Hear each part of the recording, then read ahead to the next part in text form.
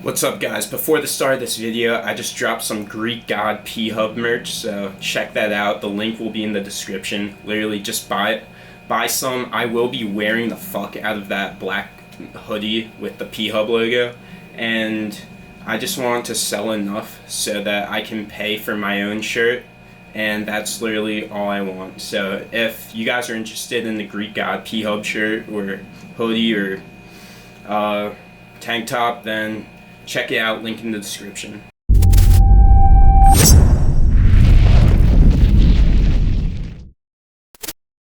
Good, y'all. It's a beautiful day here at Penn State. Like, actually, it's like 50 degrees outside or something like that, but I'm having a horrible day.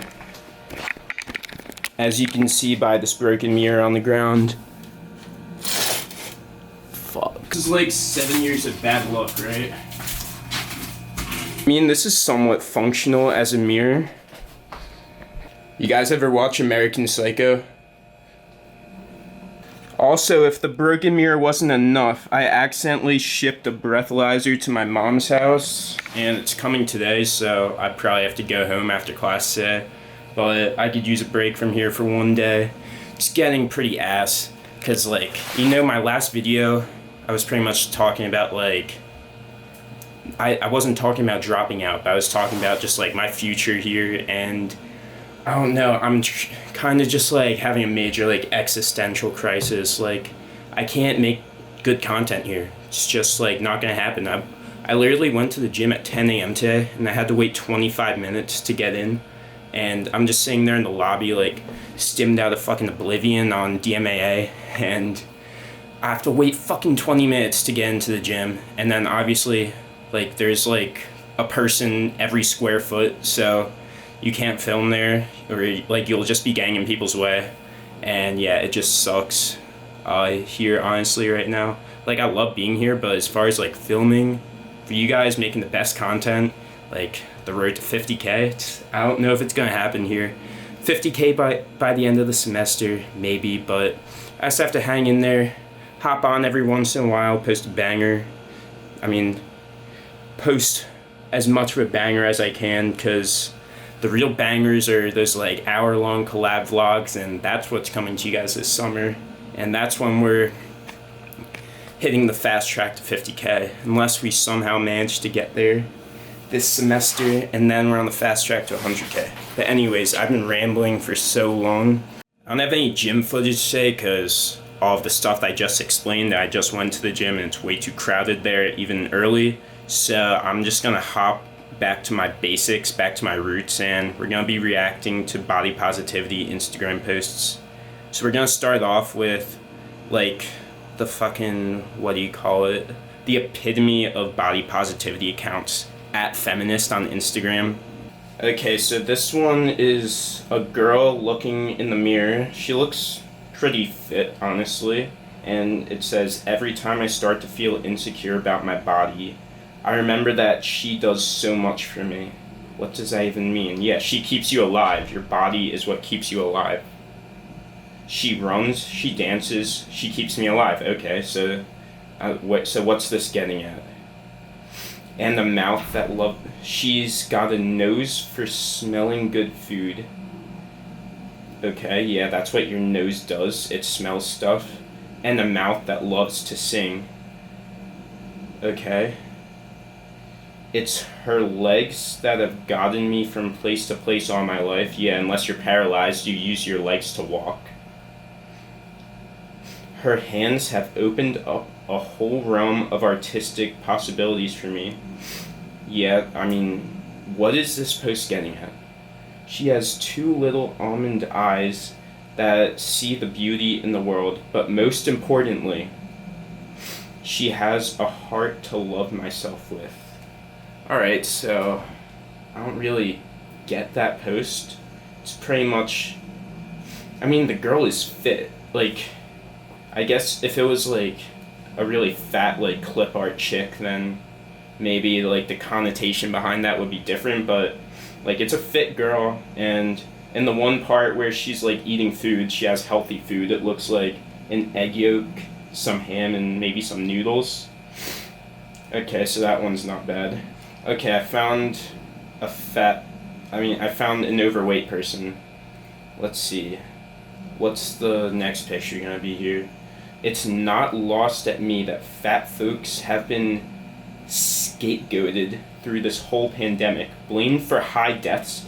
Okay, I'm gonna have a lot to say about this one. Blamed for high deaths, hospitalizations, rates of contagion, and we likely won't be among the first to have access to COVID vaccine. I've seen one article listing obese folks. Holy, it has obese literally like with an asterisk in the middle, like it's a freaking curse word. What the fuck? How? It's literally a medical term that means you're fat to the point where, like, you're unhealthy. And yeah, what is this? Okay, so obese folks among the high-risk people who may have early access to the vaccine. As fat folks, medicine is rarely tested in our body. Okay, so I can't even read this whole thing. I don't actually think that fatness in itself makes someone high risk for COVID. Okay, yes it does, because if you're obese, that just leads to like a plethora of health problems that would put you at higher risk for COVID. And literally just the higher body mass will put you at higher risk for COVID. So, yeah, so that's stupid. Yeah, they're literally using obese as a curse word and saying that they should get the vaccine before other people.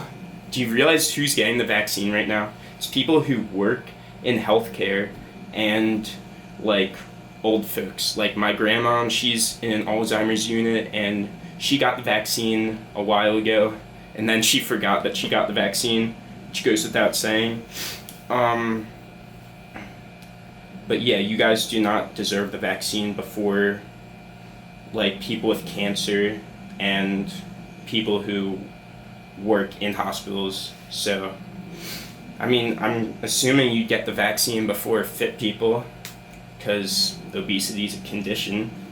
If you look at the statistics about the pandemic spreading in gyms or like health clubs, it's like a fraction of a percent of what it is for the whole population. Because obviously the people who go to gyms are fit, so you guys are going to be like healthier and at lower risk, so your immune system can fight it off better. And that's why, like, if you guys live somewhere where the gym's still closed, that's absolutely stupid. I'm writing an English paper right now about the definition of essentiality as it relates to business, and pretty much I'm going to be talking about why gyms should be open. So I'll link you guys my 5-page paper, and you can send it to your gym owner or your fucking governor. Alright, so I'm scrolling through trying to find more body positivity posts, and I came across this one that says, menstruation doesn't belong to any one gender. What? Okay, I think 99% of my audience are dudes, so if y'all ever menstruated, drop it down in the comment section. I'm really curious. I'm really curious as to what other gender menstruates. Okay, what society emphasizes for health? Apple cider vinegar, organic foods, superfoods, fad diets, thin ideals. And there's an X over all of them. So apple cider vinegar has a lot of health benefits. Organic food, yeah. Superfoods, I mean, like, there's no like one superfood, but like certain berries are really good for you in like micronutrient context. Fad diets, I don't think those are emphasized for health. Society overall emphasizes a balanced diet as health. Thin ideals, yeah. If you're thinner, you'll be healthier to a certain extent. Like, there's a range where you'll be healthy. What needs to be addressed for health? Poverty, racism, access to health care, access to clean water, social connections, access to food options. Who doesn't have access to food options? There's so much fucking food. You don't need more food. If you're not thin, then you probably have access to too much food, not have access to not enough. And I hate the argument that it costs less to eat healthy, or no, it costs more to eat healthy. If you know how to like cook, you can buy a fucking like sack of rice that will last you like a year.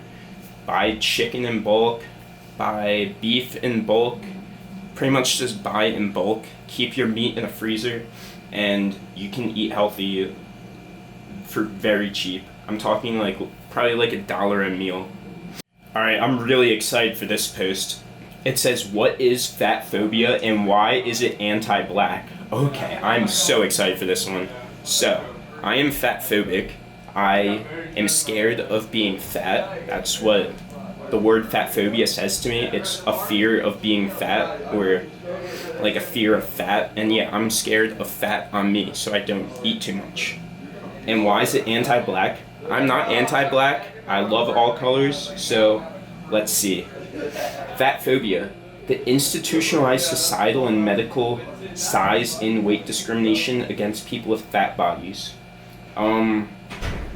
That's not how I see fat phobia. I'm scared myself with a fat body, and I know a lot of you guys are scared of having a fat body, so I give you guys advice as to not have a fat body, and that's how I see fat phobia. But apparently, yeah, how is it institutionalized? How is fat phobia, like, in the law? That does not make sense. Since the 18th and 19th century, white supremacy has been convincing society that the proper form for women were to be like white women, thin, Anglo-Saxon Protestant women. It was important for women to show their Christian superiority and their racial superiority by how much they ate and how thin they were able to remain. Okay, so what is this based off of? First off, in the 18th and 19th century, there were frickin' famines, so you couldn't have access to enough food to eat in a surplus. There wasn't processed sugar yet. You couldn't walk outside and pick an Oreo from an Oreo tree. Like, you literally worked on a farm for like 12 hours a day. You walked everywhere because there were no cars, so people were burning like thousands of calories more. And yeah, that's why they could eat so much. And is this insinuating that non-white people were fatter than white people? Because I don't think that is true at all. If anything, it's the opposite. Okay, the next slide says, fat phobia dates all the way back to the transatlantic slave trade. When colonizers, white people, invaded Africa, they found that black people were too big, too curvy, and too sensuous. Even though at the time there were white women in France who were also curvy and seen as ideal, it was only when they discouraged this too that became among Africans that became a problem. So they're saying that the white people went to Africa to buy slaves, and the Africans were too fat. And this is in the 18th century. So go to Africa, someone go to Africa and tell me how many fat people you see, or just describe the average body composition of the public in Africa. And I promise you, it is not it does not fit this slide. And I'd assume 200 years ago, they were even skinnier because there was less access to food than there is now.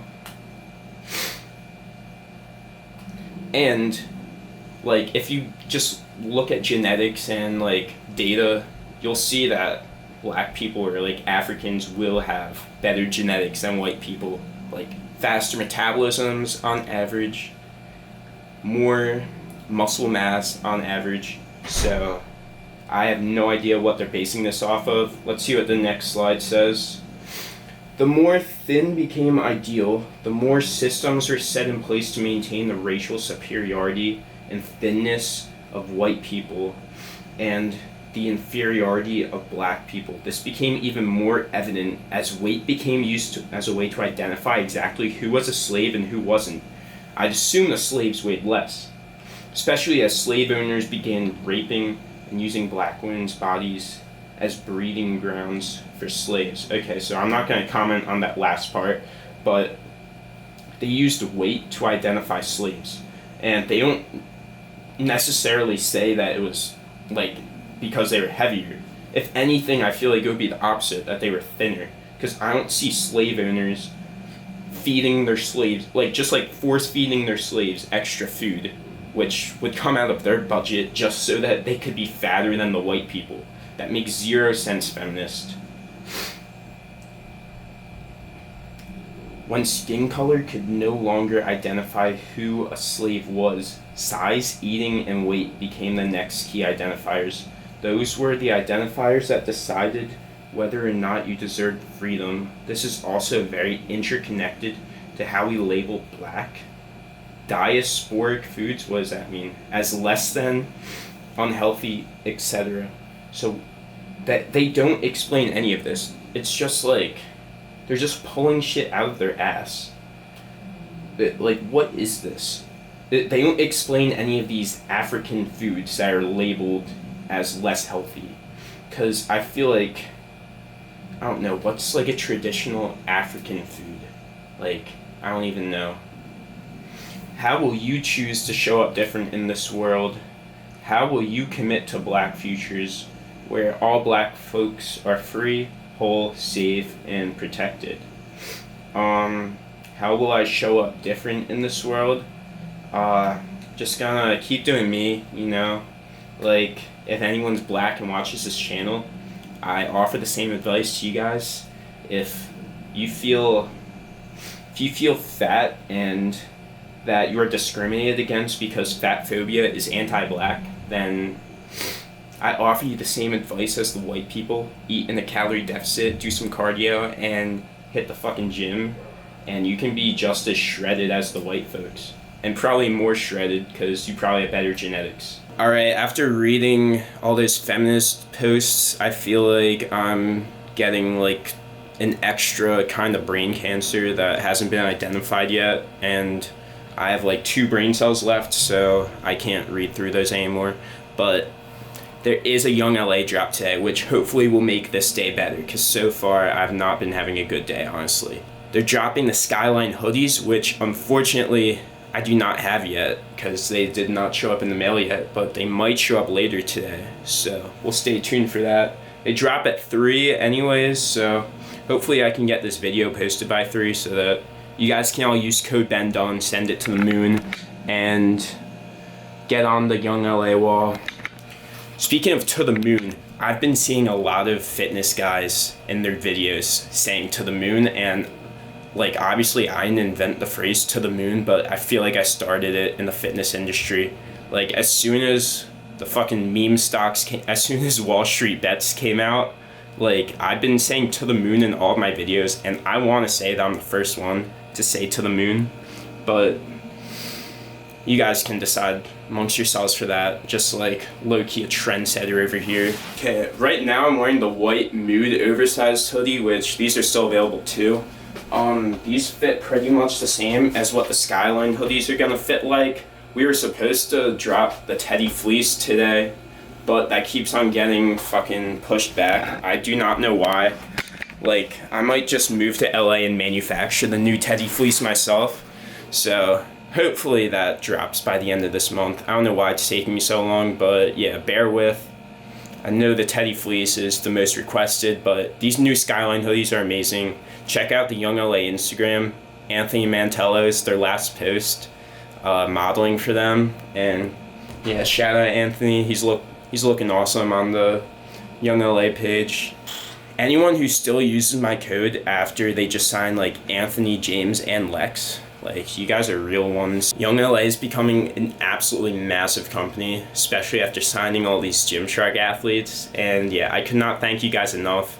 I was the second person to hop on the YoungLA train behind Sush, and he pretty much just like he set the wave for everyone. And yeah, I couldn't thank the company enough for everything. I did just get this package with a ton of older hoodies, but I don't have the new hoodies yet. I ordered that because if you guys know the lavender hoodie that I wear all the time, like I used to wear it in like all of my videos, it's my favorite hoodie. Yeah, it got housed by a girl, so if you see a dime piece walking around Penn State campus wearing my hoodie, feel free to call her out. But yeah, that lavender hoodie's out of stock, so rest in peace, my lavender hoodie. But we got the black Young Vision hoodie. This is the black, my favorite hoodie, or your favorite hoodie. And this is the light blue. Here's an update on how the home gym is coming along. We got a squat rack that we're gonna set up, and the same bench and pull-up / dip bar that we've always had. A little bit of weight, but pretty much nothing. We're going to Harrisburg to pick up like 300 pounds worth of weights soon, and setting up the squat rack, and then this will be like an actual fucking gym. I mean, except without machines, but still better than having to wait a half hour at 10 a.m. just to lift in a crowded gym and not get shit done. So hopefully when we build this, we can start like filming workouts again and actually like get shit done. But before I actually film in here, I need to figure out how to make good lighting in this room. I feel like maybe if I turn this light off, and then I have the natural lighting from this window, which is pretty much the only light coming in.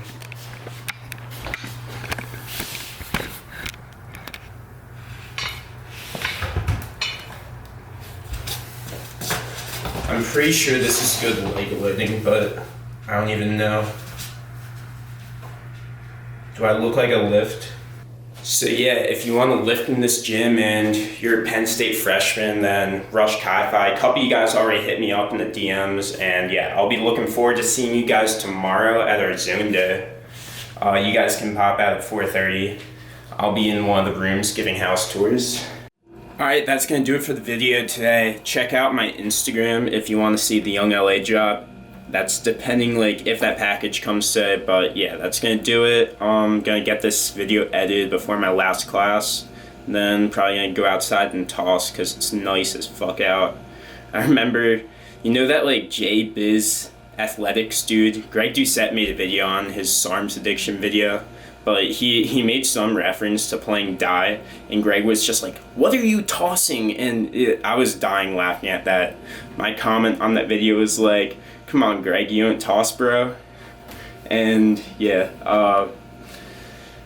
he's a character. But yeah, that kid gets like 100,000 views per video, and it's crazy. He's growing so fast. We need to sign that kid to YoungLA like ASAP. But yeah, that's enough of me. Sub for the revolution. Podcast coming again Friday, this time without any tech issues, hopefully. And peace.